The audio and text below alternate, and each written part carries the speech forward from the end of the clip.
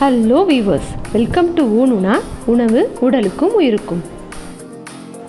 இன்றைக்கி நம்ம 2 பொடி பண்ண போகிறோம். பருப்பு பொடியும் கொள்ளு பொடியும். வாங்க எப்படி பண்ணுறதுன்னு பார்க்கலாம். செல்ஃபோனில் ஆரோக்கியம் சேகரிக்க கண்டிப்பாக எங்கள் சேனலை சப்ஸ்கிரைப் பண்ணுங்கள்.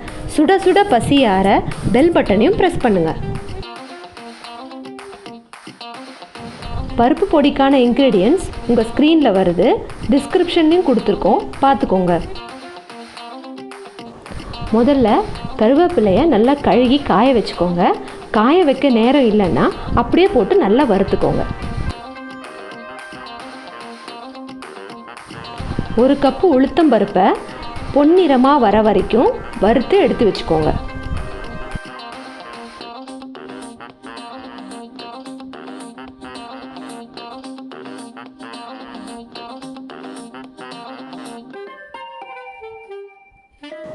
இதே மாதிரி 1/4 கப் கடலைப்பருப்பையும் கொஞ்சம் லைட்டாக கலர் மாறுற வரைக்கும் வறுத்து எடுத்துக்கோங்க.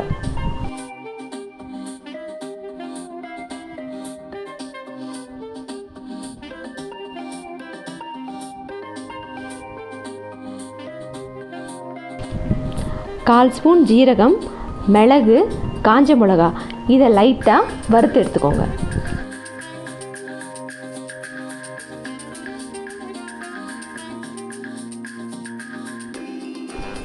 வறுத்ததெல்லாம் ஆற வச்சு மிக்சியில் போட்டுக்கோங்க.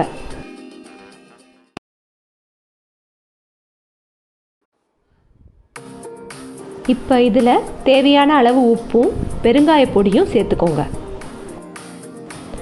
டயட்டில் இருக்கவங்க எல்லாம் தேங்காய் சட்னிக்கு பதிலாக இந்த பொடியை சேர்த்துக்கலாம். அதே மாதிரி பொடியில் ஆயில் சேர்த்து சாப்பிட்றத விட தயிர் கூட மிக்ஸ் பண்ணி சாப்பிட்டிங்கன்னா ரொம்ப நல்லாயிருக்கும். இதோ இந்த மாதிரி கொரகரப்பாக அரைச்சிக்கிட்டிங்கன்னா பருப்பு பொடி ரெடி.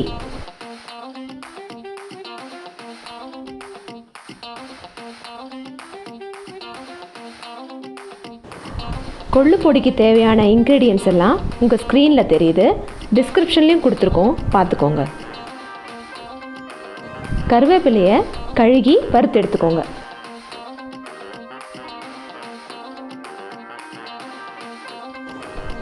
ஒரு கப் கொள்ளை இதோ இந்த மாதிரி கலர் வர வரைக்கும் வறுத்து எடுத்துக்கோங்க. கொள்ளு சர்க்கரை நோய்க்கு ரொம்ப நல்லது. இது கெட்ட கொழுப்பை கம்மி பண்ணி நல்ல கொழுப்பை அதிகப்படுத்த உதவுது. இது உங்கள் உடம்புல இருக்க கெட்ட நீரை வெளியேற்றி வெயிட் லாஸ்க்கும் உதவும். இப்போ 1/4 கப் உளுந்த செவக்க வறுத்து எடுத்துக்கோங்க. கொள்ளு ஒரு நல்ல ஆன்டி ஆக்சிடென்ட்ங்க. இது உங்கள் லிவரை ப்ரொடெக்ட் பண்ணுறதுக்கும் உதவுது. தவிர இது ரத்தத்தை சுத்தம் பண்ணுறதுக்கும் உடம்பை டீடாக்சிஃபிகேஷன் பண்ணுறதுக்கும் உதவுது. காரத்துக்கு ஏற்ப காஞ்ச மிளகாவை வறுத்துக்கோங்க.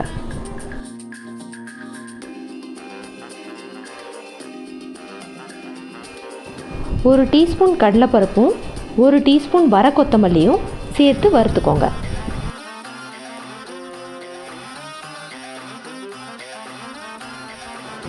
பத்து பல்லு பூண்டை தோலோடு வறுத்து எடுத்துக்கோங்க. தோலோடு போட்டால் தான் நல்லாயிருக்கும். வறுத்ததெல்லாம் ஆற வச்சு மிக்ஸி ஜாரில் போட்டுக்கோங்க. இப்போ தேவையான அளவு உப்பும் பெருங்காயமும் சேர்த்து கொஞ்சம் கொரகொரப்பாக அரைச்சிக்கோங்க.